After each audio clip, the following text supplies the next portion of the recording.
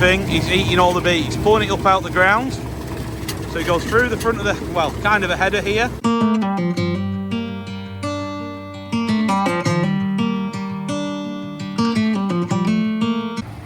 Don't waste any. Wasted it. It's not coming up too bad either for being dirty. Hey everyone, it's Jack here at Mainsgill. So thanks for tuning in, thanks for watching the video. Make sure that subscribe button, tell everyone about it, ring the little bell, you know the full works. So sorry I haven't been here much, we've been a bit busy on with all sorts and videos ended up getting put to the back. But honestly, we're going to try and catch up, get some more for you and we'll see how it goes.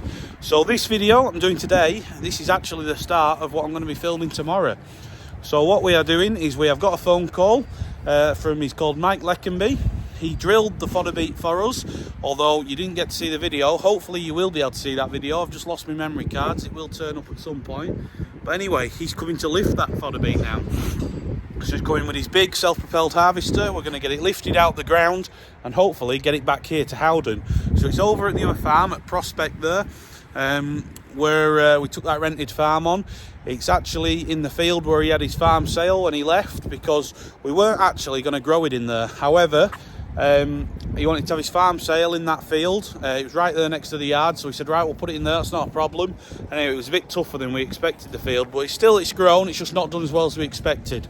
So the fields next year we've got are right down by the river and it should fly. So what we're doing here now is, Carl's here, he's going to try and not burst the bale. So what we're doing is, we are building a bit of a clamp here with these bales along this concrete ball. As you can see, they're not pretty bales. We will use some of the other bales in a minute. However, these are some that have come off the top of a pile and they're no good for nothing. The wet's got into them. They're completely wet through, the horrible bales. And rather than putting them straight into the muck heap, we said we'll put them down here. We will use them as a wall. They will do for the fodder beet, hold it in there, and when we're done with them, they will be proper goosed because they're going to be sat out here in the rain again. So that's it. So what we're doing is, he's going one more higher at the back. And what we're going to do is, I'll flick you around, show you a bit better. What we're going to do is, we are literally, I need to get back a bit, going back. We are going to do a line here and a line on that edge there. We're just going to go 3, 2, 1 bales, and then we're going to tip it against here. There's only 12 acres, so it should go in this gap here. And then it's here ready to use with the silage and the maize in the feeder wagon. So you've probably not seen the clamp for a while. So that is the silage, so grass silage. So that is first and second cut. We just did 2 cuts. There was 200 acre and 170 acre. That is what we did with that. Then this here is the maize. So there was 84 acre of maize. You saw a video of that. And then underneath here, actually, just hiding, there was just 27 acre of whole crop. So it's just ended up getting buried in here. And we use it with the maize as we go with it. And it's buried under here. It was just a field. We said, right, we'll whole crop it, tidy it up. And that's what we did. But there you go. So that's the maize. It's not doing too bad. So we just use the shear grab. So that's here. There's the silage, well, the shear grab.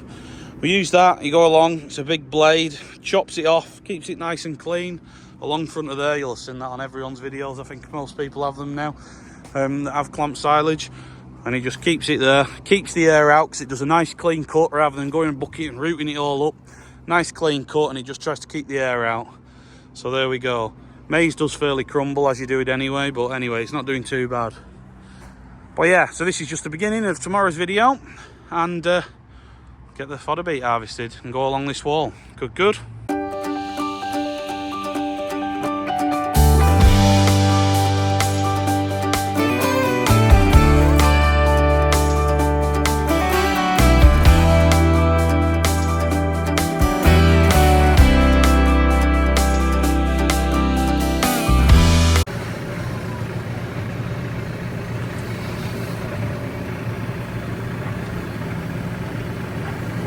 So here we go. So this is the second load off the field. Ian's just been, he's been with the fast track and the big blue trailer, so the 20-ton trailer. And then Matthew's here now with the one of the John Deeres, the 155s. And he's here with the 16-ton Ruffin. tipping off now. So you see, well, you can't see too good from here, but it's not massive, the beet. There's some big ones in it, but there's a lot of little beets. But we've been speaking to Mike, who's lifting it, and he's not too fussed, he's not too worried about it, because he says quite a lot of people don't have a crop, so it's not come up too bad at all.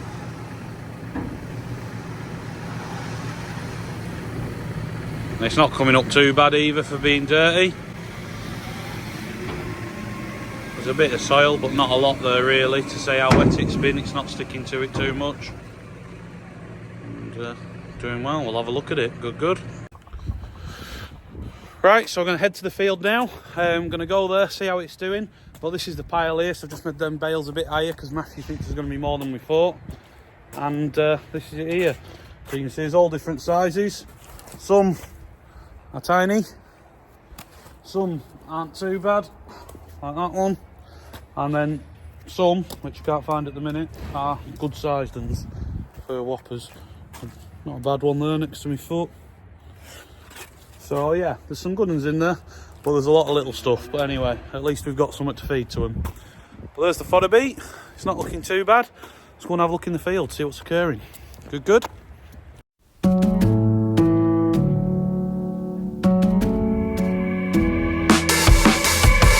Last night, I dreamt that I was with you in the sugar blue waters, and your big strong hands crying out like a baby. Once I knew I was asleep, hoping that just maybe it was real this time.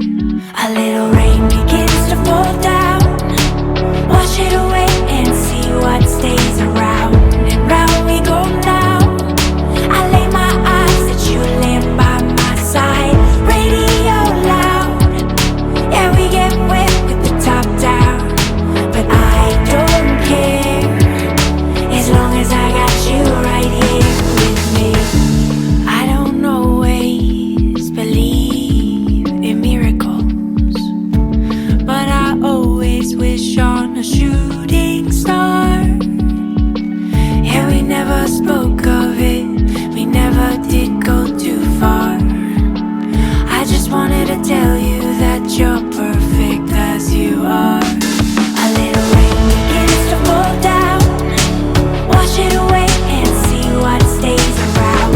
And round we go now, I lay my eyes that you laying by my side. Radio loud, yeah, we get wet with the top down, but I don't care, as long as I got you right here with me.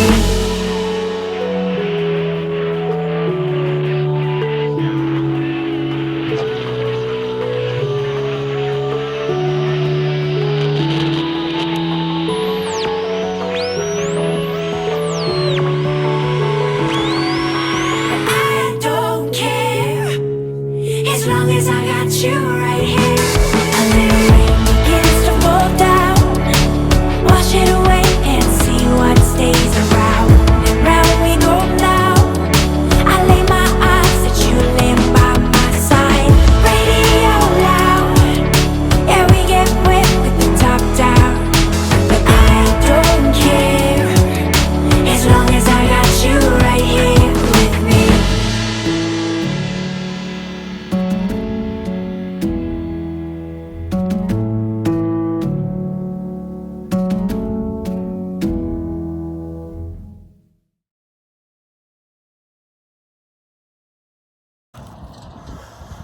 So here we are down in the field. Mike is here behind, Mike Leckenby. He's coming up here now with the fodder beet harvester and seeing what we can get off this field. So like I said, it is now flashing here, and I'll show you an example of why. So when we put it in, first of all, we drilled it, we got the seed in, and it come that dry that barely any of it come. Literally, we had a bit of a strip in the middle and the odd plant here and there. So if you look here, you can see the now flash, and then this one here is a bit of a monster. So that one there is one of the seeds that got away, got itself going. There's another one there, another big monster next to my foot. Them ones got themselves away early and set off growing, and they've never stopped. This other stuff, it went in the ground, Luckily, it didn't drought off. It just sat there until we got the moisture, and then that is when it actually took off. So we didn't think we were going to have anything in here until fairly well on. So here he comes now. I'm going to flick you around, show you him a bit better. I've just had the drone up and it will show how wet it is out here. We have a grass field there just next to it, which we did have sheep on. And I don't know if you'll be able to see it when the drone's on, but the whole field looks underwater. That's how wet it is. So I'll flick you around now and show you what's occurring. So here he comes. And this thing is eating all the beet. He's pulling it up out the ground. So he goes through the front of the, well, kind of a header here. Don't know any of the technical terms with a fodder beet harvester. Comes in, he's trying to knock as much soil off as possible. It's knocking these tops off, these green bits off the top of them, and then it's knocking as much soil as possible off. Got a nice clean crop, so when it's in the pile, it's not sat in soil, it's not sat in mush, and also you want it as clean as possible to be able to feed it. So it's a hell of a lump of a machine that, it's a great big thing. I'm not sure how big it is. I think he maybe said 20 tonne, did he, when I said how big is it when we were discussing how wet it was and were we going to need a chain or a 360. But anyway, we're not in Lancashire. We're not back at Grandma's. We're over here and we are travelling. So he's doing a grand job. It's coming off. You can see he's doing a nice, clean, tidy job. And yeah, no, it's going grand. So like I said, we had the drone up. Fast Track's just been here. He's just got filled up. He's just gone. That's Ian. Matthew should be here any minute with the John Deere. And it's going well. So that's just a look at what we're on with today. So it's his first time we've ever grown fodder beet.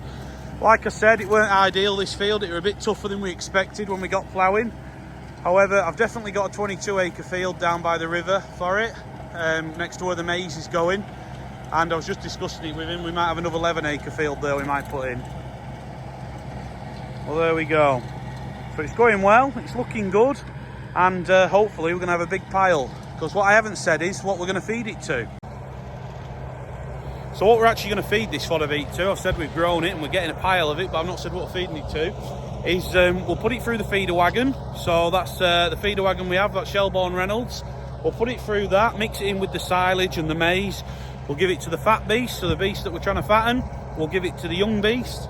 I don't think we'll give any to the cows because we don't want them calves getting too big, and also we don't want the risk of giving them anything out of the soil if there is a bit of soil on it. So it'll go to the fat beast and the young stock, the store beast, and also we will be using, we'll take the odd bucket full, take it back and be using it for the sheep, especially the triplets. We'll give it to them, a bit more energy, try and help them out. So we'll give it to the triplets, but all of them will get a nibble at it, and hopefully it'll help them make some milk and do a good job. So here's Matthew. Here he is. Yeah.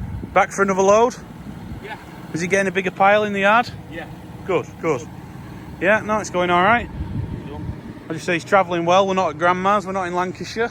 No, Yeah, I know, I just said, yeah. Need a 360, never mind a chain if that went down. No. Yeah, there we go.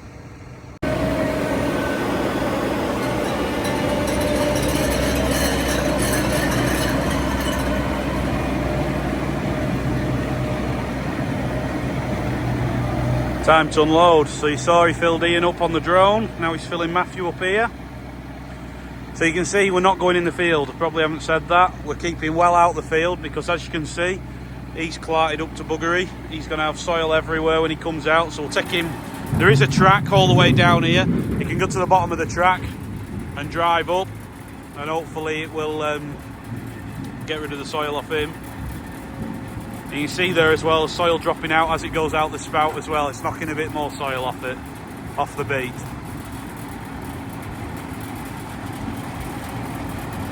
So I don't know how much you can hold on his back, but well, he's been holding the trailer. So is it 16 tonne? 16 tonne. Well, there you go. So this trailer's a 16 tonne trailer. So that's how much he can hold, and that's why there was a bit of a gap on the back of Ian's when he filled him up, because this is a 20 tonne trailer.